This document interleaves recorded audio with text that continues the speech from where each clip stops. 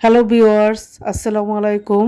Roksana's kitchen থেকে আপনাদের সাথে শেয়ার করতে যাচ্ছি খুবই মজার ইলিশ মাছের দো পেঁয়াজা রেসিপি। যে আপুরা নতুন রান্না শিখছেন তাদের জন্য আজকে আমার এই রেসিপিটা প্রেজেন্ট করছি। তো ইলিশ মাছের দো পেঁয়াজাটা রান্না করার জন্য এখানে আমি আস্ত একটা ইলিশ মাছ এভাবে টুকরা টুকরা করে কেটে ধুয়ে পরিষ্কার করে নিয়েছি। পরিষ্কার করে পানিটা খুব ভালো করে ঝরিয়ে নিয়েছি। এখন আমি এর মধ্যে 1 চা চামচ লবণ দিয়ে দিয়েছি এবং 1 চা চামচ হলুদের গুঁড়া দিয়ে মাছটা ম্যারিনেট করে নিব। এখন হলুদ এবং লবণটা খুব ভালো করে মাছের গায়ে মিক্সড করে নিচ্ছি। আপনারা চাইলে এটা 10 মিনিট রেস্টেও রাখতে পারেন অথবা সাথে সাথে এটা ভেজেও নেওয়া যায়। তো আমি 10 মিনিট রেস্টে রেখেছিলাম। এখন আমি মাছগুলো ভেজে নিচ্ছি। চুলায় একটি প্যান বসিয়ে আমি বেশ খানিকটা তেল দিয়ে মাছগুলো খুব ভালো করে ভেজে নিচ্ছি। আমরা যে মাছ দিয়ে দো পেঁয়াজা রান্না করি সেই মাছটা একটু কড়া করে ভেজে নিতে হয়। তো আমি এই মাছগুলো একটু কড়া করে ভেজে নিব লাল লাল করে, তাহলে দো পেঁয়াজাটা খেতে ভালো লাগবে। এক পাশ কিছুটা হওয়ার পর মাছগুলো আমি উল্টে দিচ্ছি। খুবই সাবধানে উল্টাতে হবে, ইলিশ মাছ অনেক নরম মাছ, যেন ভেঙে না যায়। আপনাদেরকে একটা টিপস দিয়ে দিচ্ছি, ইলিশ মাছ ভাজার সময় তেলের পরিমাণটা একটু বেশি দিবেন, কারণ এই তেলটা দিয়ে যদি দো পেঁয়াজা রান্না করেন তাহলে তরকারিটার থেকে ইলিশ মাছের ফ্লেভারটা অনেক বেশি আসবে, খেতেও ভালো লাগবে। আসলে ইলিশ মাছ যেভাবে রান্না করা হোক না কেন সেভাবে কিন্তু খেতে অনেক বেশি টেস্টি। আর দো পেঁয়াজের তো কোনো তুলনাই নেই। তো মাছগুলো ভাজা হয়ে গিয়েছে, ব্রাউন কালার চলে এসেছে, চুলা থেকে নামিয়ে নিচ্ছি।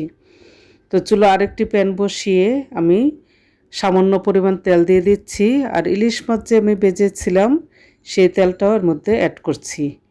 এখানে আমি 1 কাপ পরিমাণ পেঁয়াজ কুচি দিয়ে দিচ্ছি, দিয়ে তেলের সাথে পেঁয়াজটা খুব ভালো করে ভেজে নিচ্ছি।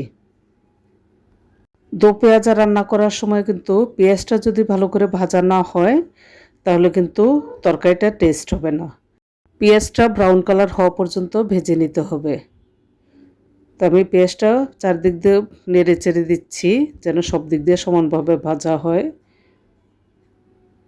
অলরেডি কিন্তু পেঁয়াজটা অনেকটা ব্রাউন কালার চলে এসেছে। এখন আমি এর মধ্যে 1 চা চামচ লবণ দিয়ে আরেকটু পেঁয়াজগুলো ভেজে নিচ্ছি। আমি আবারও বলছি, পেঁয়াজটা যদি খুব ভালো করে ভাজা না হয় তাহলে কিন্তু তরকারির টেস্ট হবে না।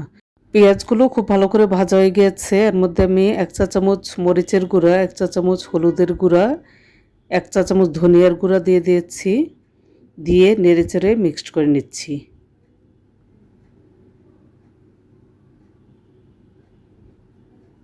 সামান্য পরিমাণ জিরার গুঁড়া দিয়ে দিয়েছি। এখন খুব সামান্য পরিমাণ পানি দিয়ে মশলাটা খুব ভালো করে পেঁয়াজের সাথে কষিয়ে নিচ্ছি।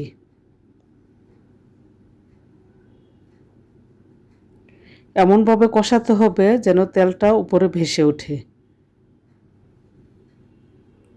তো মশলাটা খুব ভালো করে কষানো হয়ে গিয়েছে, তেলটা উপরে ভেসে উঠেছে।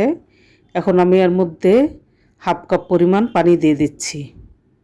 দো পেঁয়াজাতে কিন্তু ঝোলটা একদম মাখো মাখো হতে হয়, খুব বেশি ঝোল থাকলে খেতে ভালো লাগবে না। ঝোলটা বলক ওঠার জন্য অপেক্ষা করছি। তো ঝোলটা বলক উঠেছে, আমি এর মধ্যে মাছগুলো দিয়ে দিচ্ছি।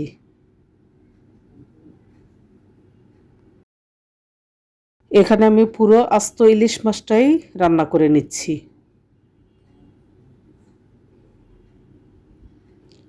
ইলিশ মাছের খুব সুন্দর ফ্লেভার বের হচ্ছে। এখন আমি একটা ঢাকনা দিয়ে ঢেকে দিচ্ছি। কিছুক্ষণ পর ঢাকনাটা খুলে একটু 4-5টা কাঁচামরিচ দিয়ে দিচ্ছি এবং মাছগুলো উল্টে দিচ্ছি।